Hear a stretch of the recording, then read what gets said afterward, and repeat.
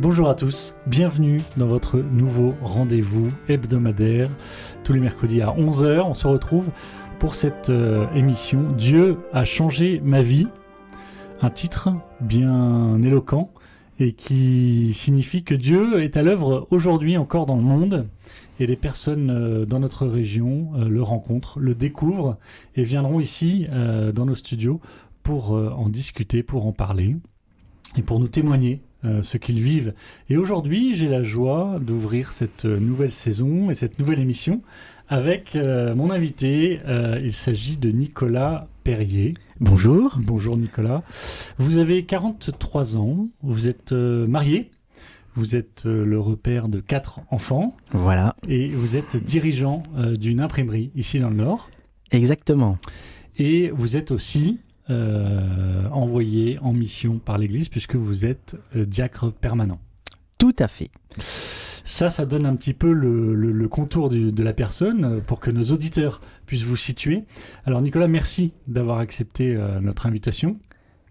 Je sais que c'est pas forcément, ça peut pas être forcément évident pour tout le monde de venir se livrer sur des questions qui sont relativement intimes quand même, qui font partie de la vie intérieure. Eh ben on va essayer. Hein. Voilà.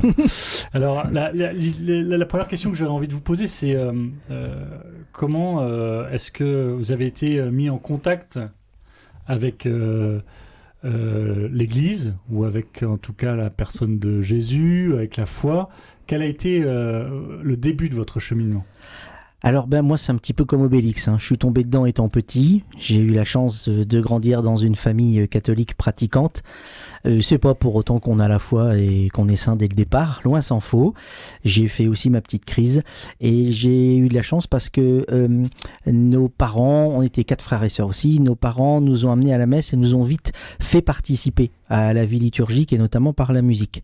Donc j'ai gardé un lien avec l'Église à travers la musique pendant mon adolescence. Donc vous alliez à la messe? J'allais à la messe et j'animais, voilà. Alors je faisais de la flûte, après j'ai fait de la guitare quand j'ai appris un petit peu d'autres choses et puis voilà. Et puis quand j'étais à l'aumônerie au lycée, on a eu la proposition d'un voyage à Thésée. Et il y a eu cette fameuse nuit d'un avril 91 où j'ai vécu une nuit de feu, une forme de conversion un peu forte qui a agi à la fois sur le psychique, le spirituel et le physique. Donc j'avais 15 ou 16 ans à l'époque. J'ai fait une crise cardiaque. Bon, voilà. Alors un événement vraiment fort dense, et alors une rencontre de feu, c'est-à-dire l'impression d'être face à face avec Dieu, de sentir la présence de Dieu dans ma vie et que Dieu faisait un gros coup de balai dans tout ce que je pouvais avoir du haut de mes 15 ou 16 ans déjà de certitude, hein.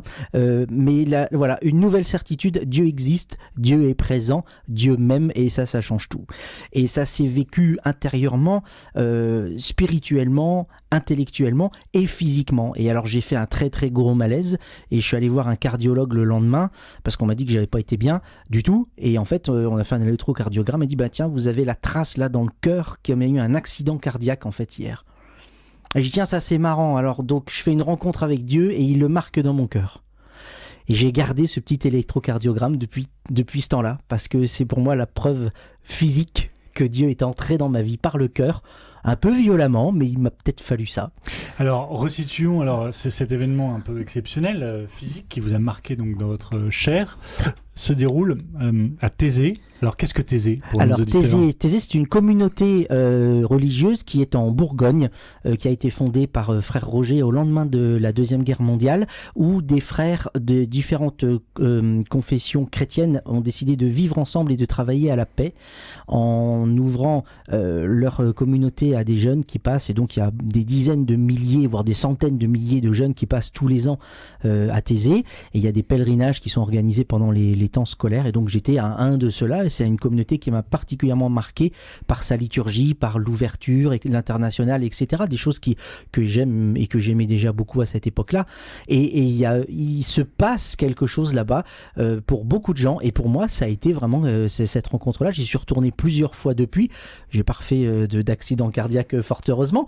Mais toujours vraiment un lieu privilégié pour croiser Dieu, je pense. Et alors là, à ce moment-là, donc cette nuit-là, il se passe quelque chose pendant une veillée de prière. Alors, j'ai même pas pu aller à la veillée de prière parce que j'étais pas bien, j'étais au fond de mon lit, en fait. J'étais vraiment pas bien, j'ai fait plusieurs malaises. Et il y a quelqu'un qui est resté à côté de moi, il parlait que j'ai eu comme des convulsions, j'ai perdu, enfin voilà, je sais même plus trop. Mais toujours est-il que moi, de l'intérieur, j'ai vécu un face-à-face avec Dieu.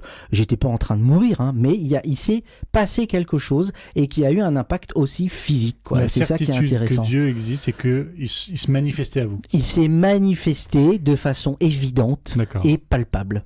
Et alors après, donc, le lendemain, qu'est-ce qui se passe? Alors le lendemain, donc ceux qui s'occupaient de nous, on dit on n'a pas appelé parce que tu continues de respirer, donc voilà, mais on va quand même aller faire un check-up chez le médecin. Donc voilà, c'est là que j'ai appris que j'avais fait un accident cardiaque. Et puis, mais j'allais bien, donc il n'y avait pas de lieu de s'inquiéter. Et puis du coup, la semaine a continué tout naturellement. Et puis voilà. Et quelques semaines après, j'ai fait ma confirmation. Et au moment de la confirmation, pareil, une certitude qui tombe pendant ce moment-là. Viens, suis-moi. Bon, alors, qu'est-ce que ça veut dire? Prêtrise, quoi? Bon, voilà, il y a quelque chose qui descend et qui résonne au fond de vous, c'est ça? Ah ouais, là, l'Esprit Saint qui est fort, là, qui dit viens, suis-moi. La confirmation s'est pas du tout passée comme on souhaitait parce que l'évêque a pas pu venir. Enfin voilà, c'était pas un contexte particulièrement favorable.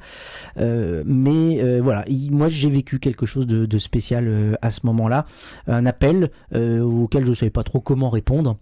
Et bon, sur le coup, étant garçon dans l'église, soit je me dis c'est peut-être la prêtrise après ça. Bon, puis finalement non.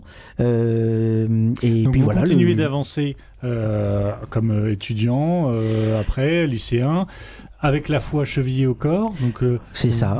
Il y a eu un passage de la foi d'enfant à la foi d'adulte quelque part. C'est-à-dire que vous vous l'êtes approprié après cette rencontre. Non, pas encore. C'est-à-dire que c'était plutôt de la théorie à la pratique plutôt que d'enfant à adulte. Ce dont on m'a parlé, Jésus, Dieu, etc., ça existe. Maintenant, je connais.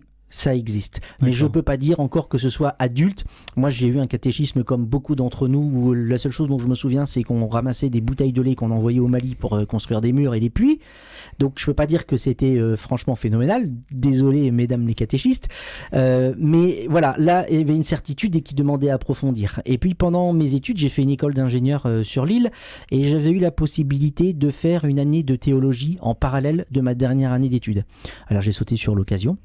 Parce qu'il y avait un attrait, vous aviez un attrait. Parce qu'il y avait un attrait, j'ai rencontré, et j'ai rencontré d'autres qui l'avaient fait aussi et qui m'ont dit non, ça c'est un parcours génial. Donc tout en continuant ma vie de foi, étant pleinement intégré dans l'église, joyeux de croire, etc. J'ai voulu enraciner sur un plan un peu plus intellectuel ma foi, avec une année de théologie. Et là, ça a été encore un révélateur puissant où en tant qu'adulte, jeune adulte, je pouvais comprendre la foi, la faire mienne et faire en sorte qu'elle rejoigne ma vie d'adulte et que ce soit pas des belles histoires qu'on raconte aux enfants, mais vraiment quelque chose de l'histoire avec un grand H, de la théologie avec un grand T pour nous parler de Dieu avec un grand D. J'ai envie de dire, voilà, c'est quelque chose de concret, de grand et de vrai et qui rejoint l'adulte naissant que j'étais. Et donc ça m'a et peut-être aussi votre soif de comprendre, de raisonner, qu'on peut avoir quand on est étudiant. Quoi. Tout à fait. La théologie est venue aussi nourrir.